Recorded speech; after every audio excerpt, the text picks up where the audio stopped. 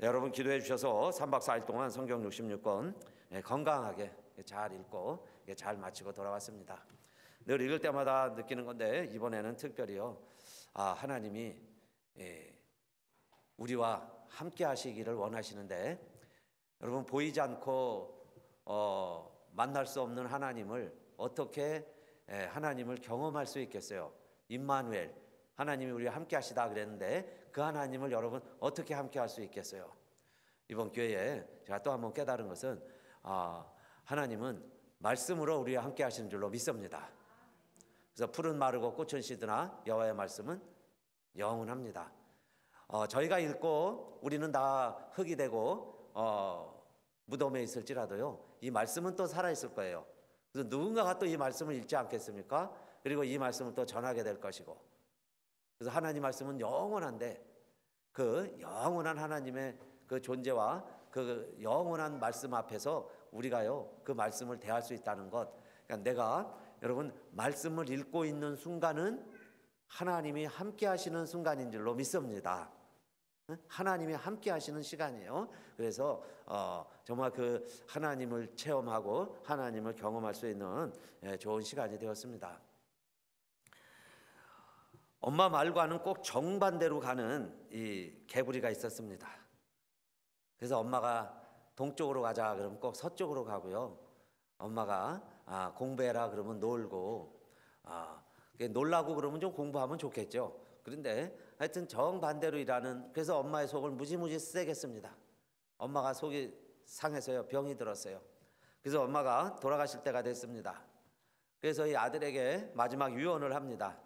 이 청개구리에게 어떤 유언을 하냐면, 내가 죽거든 너 이 엄마 무덤을 만드는데 저 내과의 엄마 무덤을 만들어라. 내과의 내 무덤을 만들어 주렴. 이렇게 유언을 했습니다. 왜냐하면은 엄마 생각에는 이 아들이요 꼭 반대로 하니까 내과에다가 무덤을 만들어라 그러면 산꼭대기에다가 무덤을 만들 것이다. 그런 생각에 엄마는 아들을 생각해서 내과에다가 무덤을 만들어 다오 그랬습니다. 근데 엄마가 정말 돌아가셨어요. 그래서 이 청개구리가 엄마 무덤을 만들어야 되는데 이제서야 이 청개구리가 깨달았습니다. 내가 왜 평생 엄마 살아계실 때 엄마 말씀 안 들었는가? 왜 엄마 이렇게 속을 썩혀드렸는가? 엄마가 나 때문에 돌아가셨구나. 그리고선요 마지막이라도 내가 엄마 말씀 들어줘야지. 그리고서는 내과에다가 무덤을 만들어 드렸어요.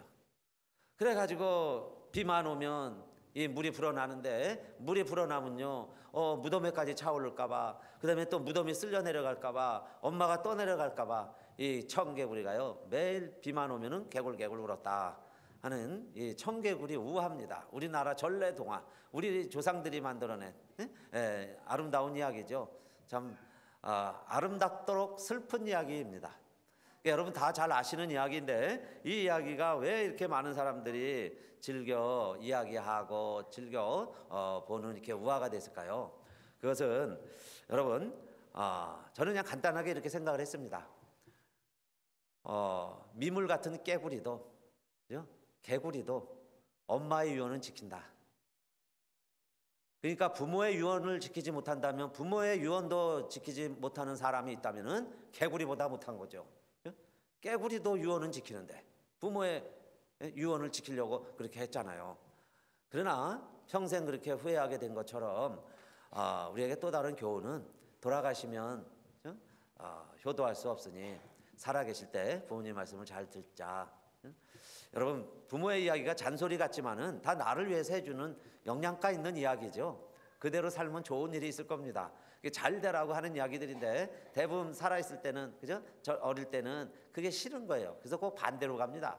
그걸 청개구리라고 그래요. 우리에게도 청개구리 마음이 있어요. 그런데 살아계실 때 정말 우리가 그 부모님의 말씀을 좀 명심하고 기억하고 조금이라도 한번 순종하고 그렇게 살아가라. 그러지 않으면요 비가 올 때마다 후회한다. 그런 교훈이죠.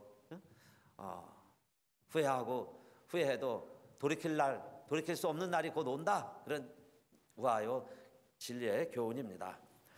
그래서 유언은 또 여러분 자식에게 남기는 건데 그 유언만큼 진실한 이야기는 없을 겁니다. 왜냐하면 자식에게 유언을 남기면서 지키지도 못할 것, 힘든 것, 그런 것을 유언으로 남기는 부모는 없을 거예요. 그러니까 자식이 평생 내가 살아보니까 이렇게 사는 게 좋은 삶이다. 이렇게 살아야 인생이 형통할 수 있다. 아빠 엄마가 이렇게 살아보니 너는 이렇게 살아다오. 그래서요 마지막 자식에게 권면하는 게 유언이죠. 그래서 대부분 아무리 청개구리라도 그래서 유언의 말씀은 다 받아들이는 거예요. 그래서 유언은 지키려고 그럽니다. 또 우리 성경에도 보니까 다윗도요 죽을 때가 되었을 때 솔로몬에게 유언을 남기는데 오늘 본문이 바로 그런 유언하는 내용입니다. 그 유언의 내용인데 그 여러분 우리 내용 스토리는 다 알고 계시죠? 이 다윗이 하나님께 참 신실한 사람이에요. 그래서 성전을 지어서 하나님께 드리고 싶었어요. 그 전까지는 천막에 있습니다. 하나님이 언약궤라고 해서 출애굽할 때부터 천막에 하나님이 계셨는데 가나안에 정착하고 나니까 이제 더 이상 이사할 필요가 없죠. 그래서 천막을 옮겨 다닐 필요가 없으니까 천막은 유목민 때 필요한 거지 이게 정착하게 해서 사는 이스라엘에게는 또 이제 기초 파고 올리는 이 건물, 집, 성전이 필요했습니다. 그래서 내가 하나님께 이제 성전을 지어서 하나님 바쳐야 되겠다 그러는데 하나님이 그렇게 말씀하세요. 내가 어디 어두운 데 거는 거 좋아하는 줄 아느냐? 하늘이 내 지붕이다.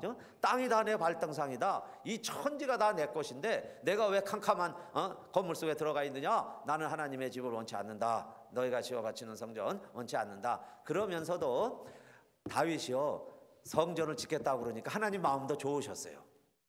이 천지가 다 하나님 것이지만은 하나님 위해서 내가 집 드리겠습니다. 그러니까 그렇게 좋아하셨다 그 말이에요.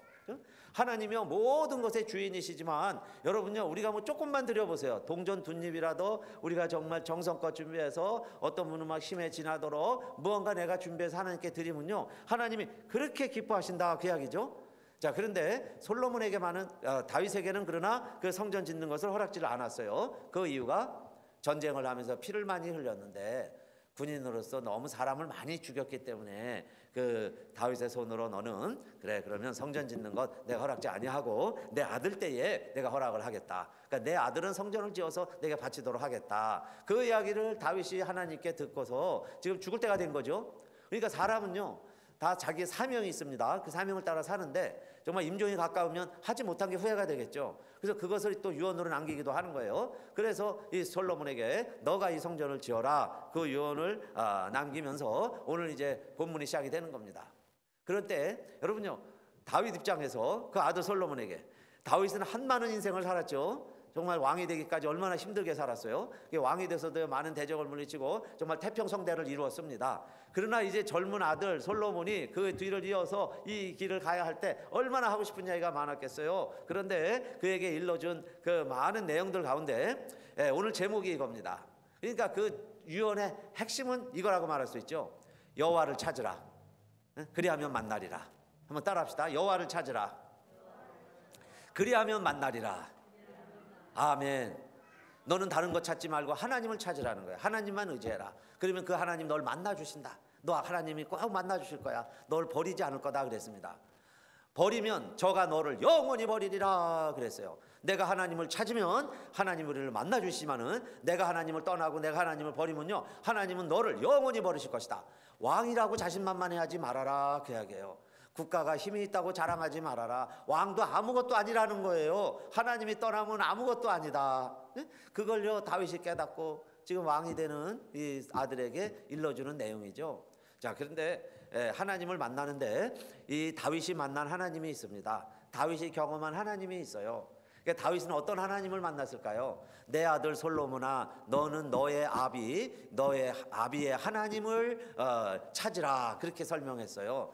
내 아들 솔로몬아 너는 너의 아비의 하나님을 찾으라. 내가 만난 하나님을 너도 만나기를 원한다 그 이야기죠. 나의 하나님을 너도 만나라 그 이야기입니다. 그런데요 다윗이 깨달은 하나님은 어떤 하나님이시냐? 우리 하나님이 좋으신 하나님이시기 때문에 좋으신 하나님이요 모든 걸 다 준비해 놓고 그리고서 나로 하여금 그 사명을 감당하고 그 길을 가게 하시는 분이 다윗이 만난 하나님이세요. 그래서 이 다윗이 알았습니다. 여러분 아들에게 성전 지어라 그러면서 준비도 안 해놓고 성전 지어라 그러면 이 아들 입장에서는 어떤 생각이 들겠어요? 아니 아버지도 못한 일을 왜 나보고 하라고 그럽니까? 그렇게요 반감을 가질 수도 있겠죠. 아버지가 하지 왜 아버지가 안 하고 왜 나보고 하라고 그래? 그런 생각을 가질 수도 있겠죠.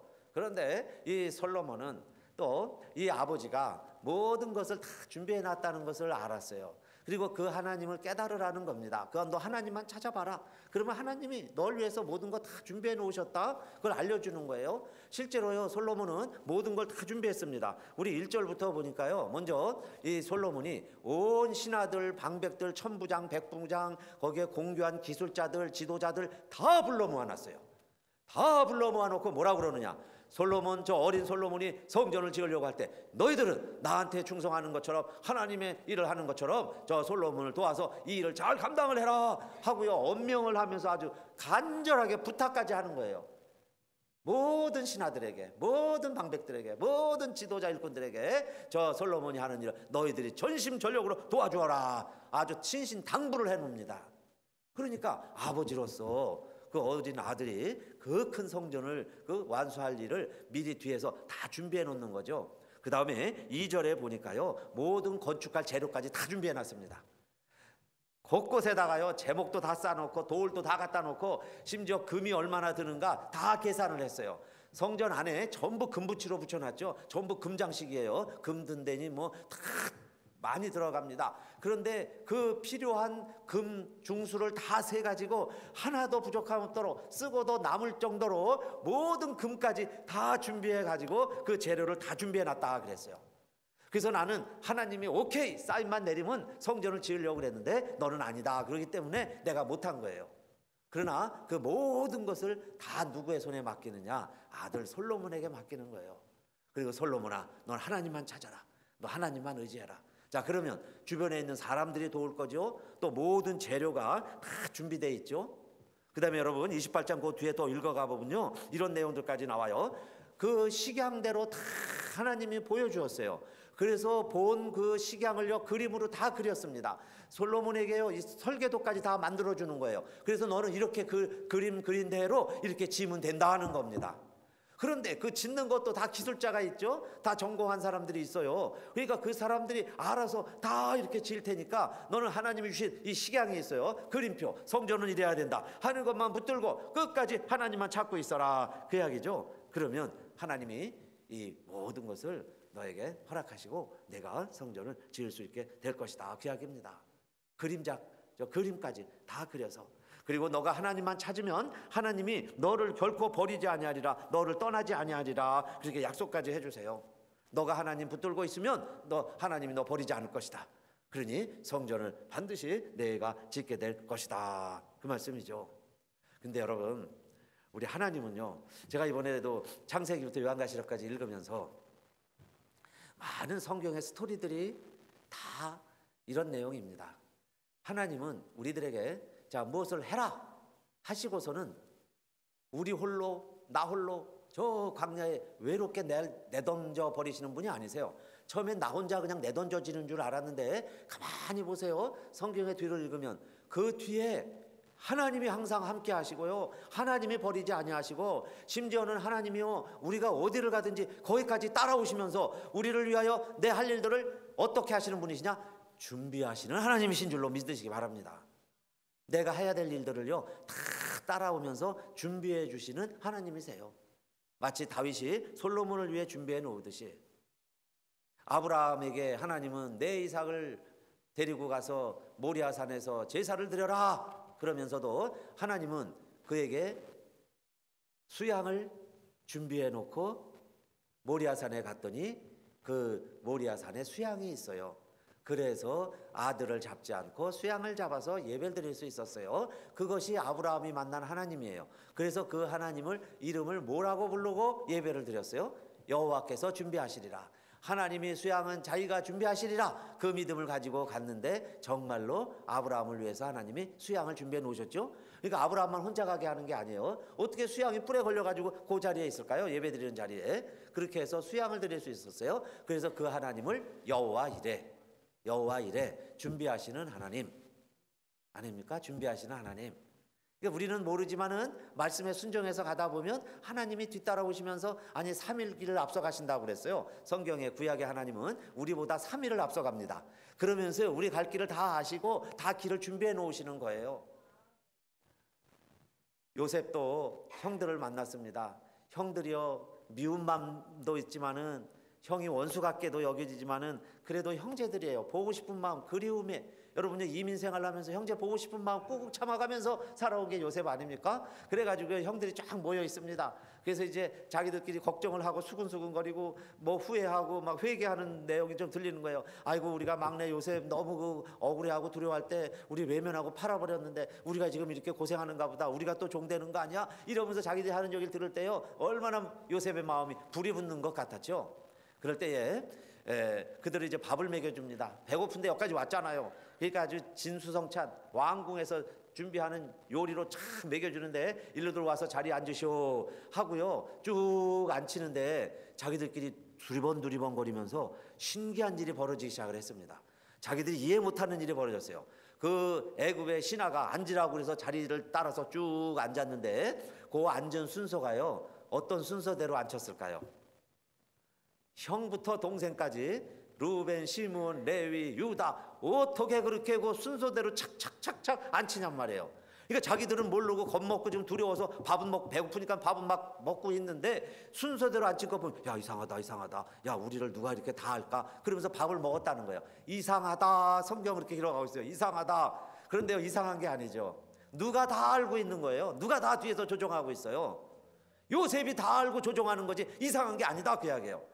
그게 여러분 성경의 이야기고 하나님의 이야기예요. 우리들도 살다 보면 이상한 일도 경험하고요, 잘 되는 일도 경험하고, 내가 모르는 놀라운 형통한 일들이 벌어질 때 그게요, 내가 그냥 우연히 잘 되고 재수가 좋아서 잘 되는 게 아니라 뒤에서 준비하시는 하나님이 다 아시고 우리를 위하여, 하나님을 찾는 자들을 위하여, 말씀대로 살려고 하는 자들을 위하여 하나님이 하시는 일인 줄로 믿으시기를 바라겠습니다. 하나님이 하시는 일이다 그 이야기예요. 우연히 이루어지는 게 아니죠. 다 뒤에서 하고 있어요. 시어머니 따라서 먼 나라 베들레헴까지 와서 사는 룻도요, 남의 집 추수하는데 거기서 이삭을 주워 먹고 삽니다. 자기 먹기도 부족해요. 그래도 시어머니 먼저 갖다 드리고 시어머니 다 드시면 그 다음에 자기가 좀 먹고 그러는데, 보통 사람들은 1인분 먹기도 힘든데 이 룻이 가면은요 이상하게 2인분 3인분 막 풍성하게 이삭을 주워오는 거예요. 그래서 룻은 이상하다. 그래서 어머니 이 밭에 갔는데 이렇게 풍족하게 만나게 해주셔서 제가 이렇게 이삭을 많이 주워옵니다. 그런데 사실은 룻이요, 밭을 잘 정하고 재수가 좋아서 그 이삭을 그렇게 많이 주운 게 아니고 누가 뒤에서 이렇게 손을 봐주고 있는 거예요? 보아스, 그 밭의 주인이 다 알고요. 저 모압에서부터 이방 여인인데 그 가난한 시어머니 따라서 와서 시어머니 봉황하면서 사는 가난한 며느리라는 걸 다 알아요. 그러니까 그 도와주라고 자기 저 종들에게 다 이야기하죠. 남자 종들에게 그 여자가 하는 거 다 도와줘라. 너희들 추수하다가도 밥 모퉁이까지 다 베지 말고 조금 막 남겨두어라. 일부러 흘려줘라. 그래요. 뒤에서 보이지 아니하는 보아스의 손길이 있었기 때문에 룻이요, 자기도 먹고 살 뿐만 아니라 시어머니에게도 배불리 먹일 수 있었죠. 배불리 해드릴 수 있었어요. 그게 우연이 되는 겁니까? 여러분요, 뭐가 잘 되고 사업이 잘 되고 자식들이 잘 되고 뭐가 형통하는 게 여러분요 다 우연이 잘 되는 것 같아요? 여러분이 잘해서 그런 줄 아세요? 아니죠. 보아스가 뒤에서 다 손보고 있고요, 하나님이요 다 뒤에서 준비하고 있고, 요셉이 다 알고 벌써 이게 정리정돈하고 배열하는 거지 그게 어찌 다 우연히 벌어지는 일들이냐 그 말씀이에요. 그러니까 솔로몬에게도, 솔로몬아 너가 성전 짓고 하나님에게만 기쁨이 되고 하나님의 일을 한다고 그러면 하나님이 다 너와 함께 하실까, 너 도와줄 거야 그 이야기죠. 그건 다윗의 경험이고 다윗의 체험이에요. 실제로 뒤에서 아버지가 다 도와주듯이 하나님이 모든 것을 다 준비해 놓으신다. 그 하나님을 내가 만나라, 그 하나님을 찾아라 그 말씀이에요. 그 다음에 두 번째로, 그러나 이 다윗에게는요 참 한이 하나 있습니다. 그게 자기가 성전을 못 짓는다는 거죠. 그래서 두 번째 우리가 만나야 될 하나님은요, 내가 못한다고 하는 것, 내가 못할 일이 있다는 것을 깨닫는 것도 중요합니다. 여러분요, 내가 모든 걸 다 할 수는 없어요. 내가 하지 못할 게 있습니다. 갈렙은 85세에 내 이산지를 내게 주소서 하면서요 가장 험악한 곳을 선택을 했어요. 멋진 정말 노익장을 과시하는 거죠. 그러나 여러분, 우리 이런 존경하고 따라가야 할 노인 중에 한 사람, 또 바르실레라는 사람도 있습니다. 바르실레는 또 어떤 사람이냐? 바르실레는요 다윗 왕이 도망을 갈 때 그 거부예요. 노인이에요. 그래서 그 다윗 왕을 진심으로 잘 도왔습니다. 그러다가 다시 다윗이 복귀하는 거예요. 그러니까 다윗이 바르실레를 부릅니다. 바르실레요, 내가 이렇게 어렵고 힘들고 맨발로 도망가고 쫓겨나갈 때 당신 노인이 나를 이렇게 섬겨주었으니 이제 왕궁에 같이 갑시다. 나와 같이 왕궁에서 이 나라 일을 합시다. 그럴 때 바르실레가 뭐라고 그래요? 한사코 부인하면서 아닙니다. 나는 못합니다. 나는 안 됩니다. 나보다 젊은 종들을 데리고 가세요. 나의 밑에서 함께 일했던데 젊은 사람들을 데리고 가세요. 그러면서 자기가 왕궁에 들어가는 게 아니라 오히려요 더 젊은 사람들에게 맡기죠. 내가 할 일이 있고 내가 할 수 없는 일이 있다는 거예요. 저 하나님 허락지 아니하실 일이 있다는 겁니다. 그러니까 힘든 일은 내가 뭐 나이와 내 연소와 뭐 노소를 불문하고 힘든 일이라면 오히려 자원을 해야죠.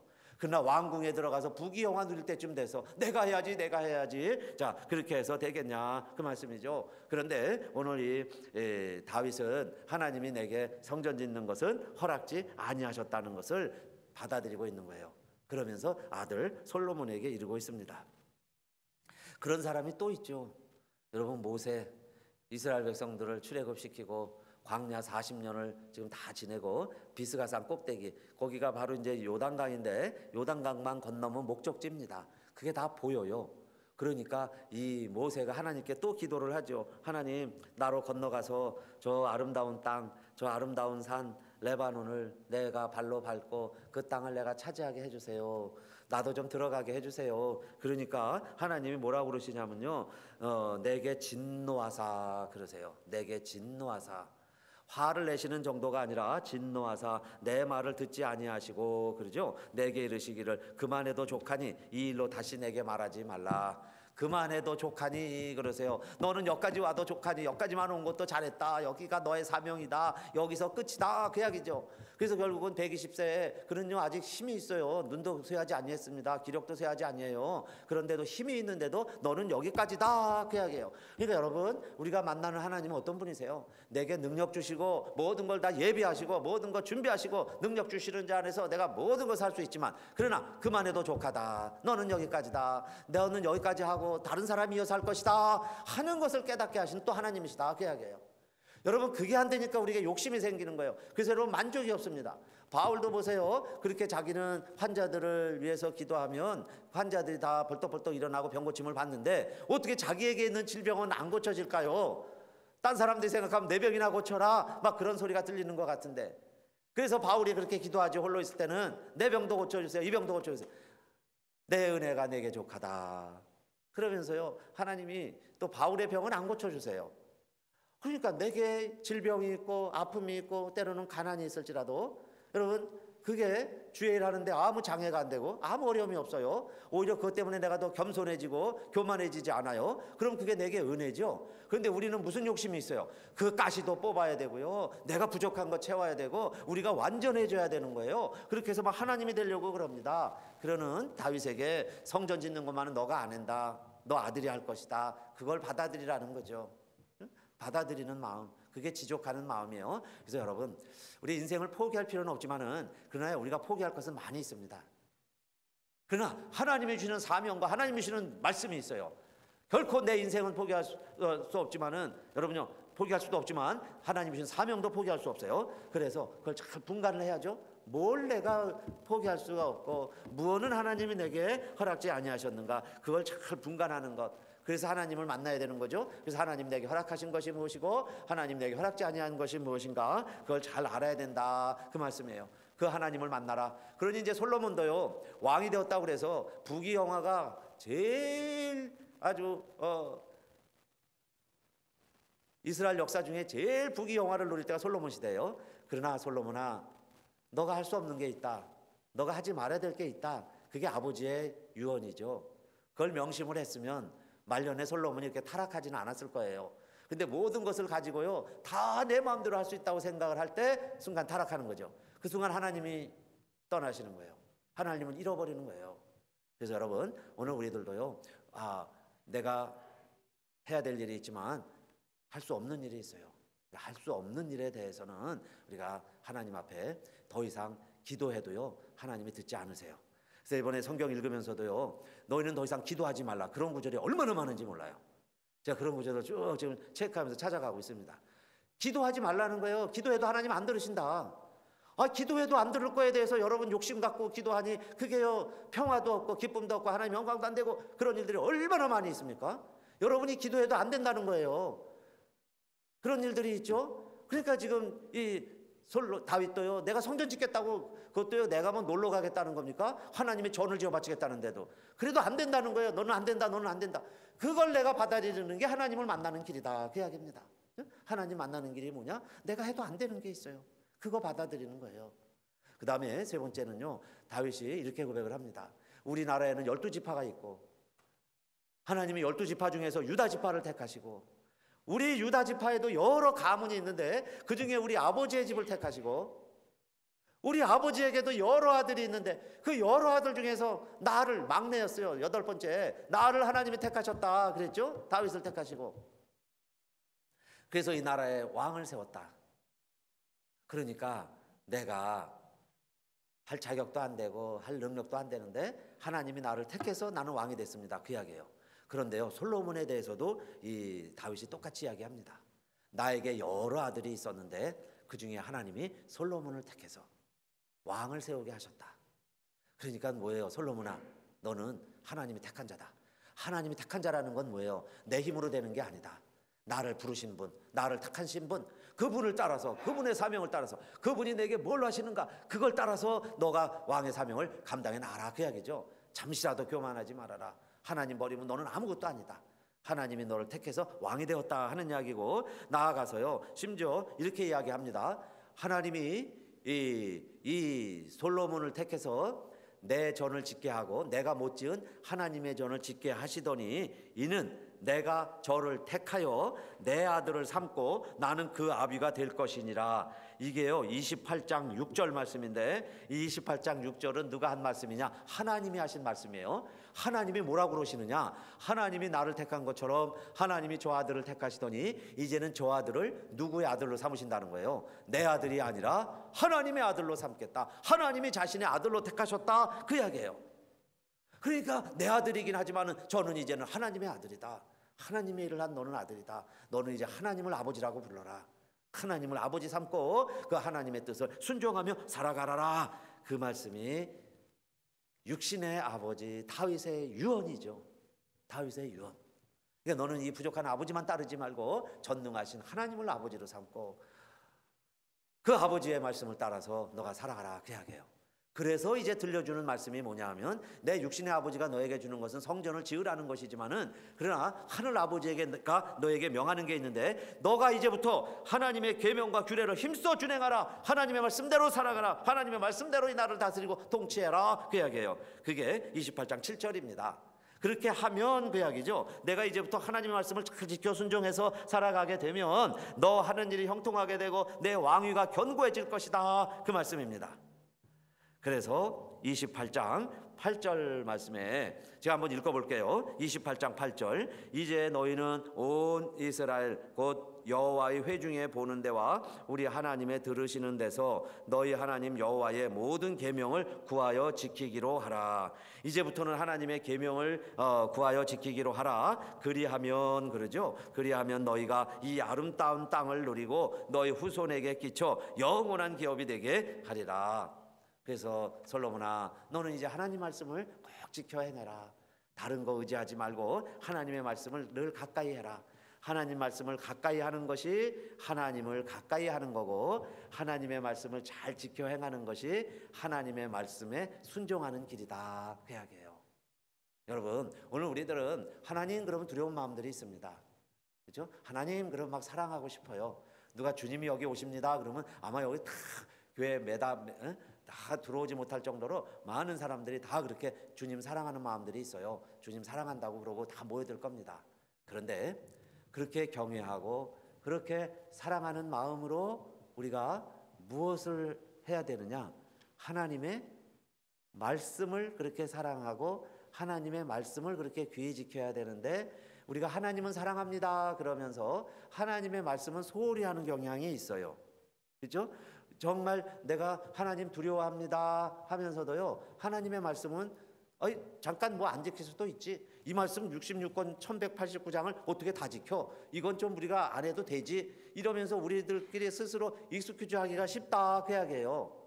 그러니까 하나님은 두려워해요. 여러분들이 또 하나님은 사랑해요. 그러면서도 정말 우리가 하나님 말씀을 그렇게 가까이 하고 하나님 말씀을 두려워하고 그 하나님의 말씀을 따르고 순종하는 것은 너무 쉽게 해버린다 그 이야기예요. 너무 쉽게 무시해요. 그리고 몰라도 되는 것처럼, 그렇죠? 하나님 말씀은 잠깐 몰라도 괜찮아요. 그러나 여러분, 이 하나님 말씀은, 여기 기록된 하나님의 말씀은 다 우리 예수님의 유언이고 하나님의 유언이라고 말씀드릴 수 있어요.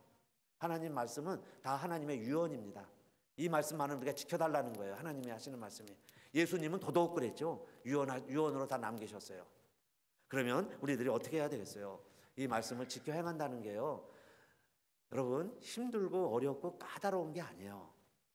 힘들고 어렵고 까다로운 게 아니라 그 말씀대로 행하면 내가 지키기로만 결심만 해도 하나님을 기쁘시게 해드리고요, 그 다음에 이 말씀대로 내가 행하려고만 하면은 하나님이 어떤 하나님이시라고 그랬어요? 미리 다 준비해 놓으셨어요. 그냥 감은 양이 있고요, 감은 막 미리삭들이 막 떨어져 있고, 가기만 하면요 막 물이 막 솟아나고요, 여리고가 무너지고, 내가 말씀대로 행하는 거예요. 물을 항아리에 부어라 그러면 항아리에 부는 거예요. 떠다 줘라 그러면 떠다 주면 되는 거예요. 그러면요 물이 갑자기 뭘로 다 변해 있어요? 포도주로 변하게 하는 것은 누가 한다는 거예요? 내가 하겠다. 하나님이 하시겠다는 거예요. 앉은 뱅이 주의 이름으로 일으켜라 그 말씀이에요. 내게 있는 건 없어요. 금도 없고 은도 없어요. 그러나 주의 예수 이름으로 일어나 그러면 일어나게 하는 건 누가 하신다는 거예요? 하나님이 하시겠다는 겁니다. 응? 그런데 우리가 그걸 왜 그렇게 못하냐 이 말이에요. 하나님 사랑합니다. 응? 네, 하나님 두려워합니다. 하나님 경외할게요. 그러면서 실제로는 하나님 말씀이 떨어지면 하나님 말씀에 대해서는 에이 그거는 목사들이나 하고 선교사님들이나 하고 은혜 받은 사람들이나 하세요. 이러고 우리들이 순종 안 한다면 여러분이 우리 청개구리보다도 못한 사람들 아니냐 그 말씀입니다. 그러니 이제는 하나님 말씀이라면 내가 앞으로 나아가리다. 하나님 말씀이라면 내가 서리이다. 우리 찬양하는 것처럼 정말 말씀대로 사는 자가 하나님을 사랑하는 자다 그 말씀입니다. 요한복음 14장 15절에 그래서 이렇게 예수님이 말씀하셨어요. 너희가 나를 사랑하면 어떻게 할까요? 나의 계명을 지키리라. 나를 사랑한다면 나의 계명을 지키리라. 내가 부모님을 사랑한다면 부모님 말씀을 지킬 거예요. 내가 나라를 사랑한다면 나라의 법을 지키는 겁니다. 하나님을 사랑하는 것은 이것이니 우리가 그의 계명들을 지키는 것이다. 우리가 하나님을 사랑한다? 그럼 뭐예요? 그의 계명들을 지키는 것이다.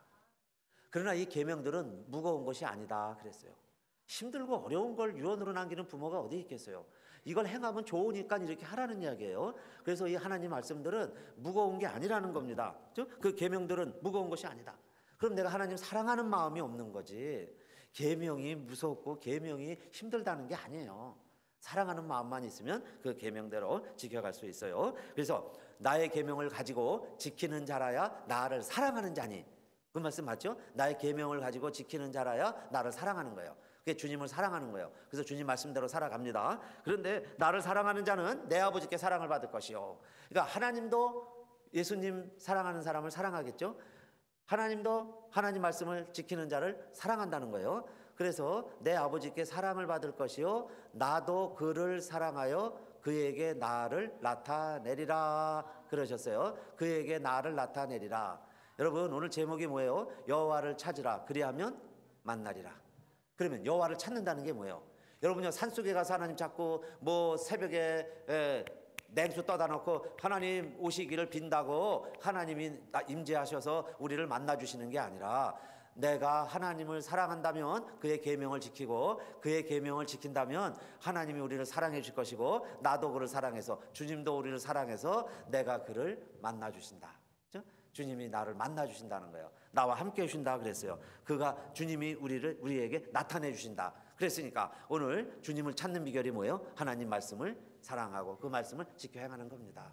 그래서 여러분 하나님 말씀이 이제 우리에게 무거운 짐이 아니고, 여러분 연애하는 사람들 보세요. 데이트하는 사람들 보면은 늘 가까이 합니다. 안 되기 때문에 사진을 갖다 놓고 사진을 쳐다보면서 그 사랑하는 마음을 불태우는 거예요. 하루 종일 같이 있다가도 또 집에 가서 전화를 하면서 또 같이 있어요. 또 전화를 합니다. 그리고 전화 안 되면 이제 사진이라도 보는 거예요. 꿈속에서도 막 생각을 합니다. 그게 사랑하는 거죠.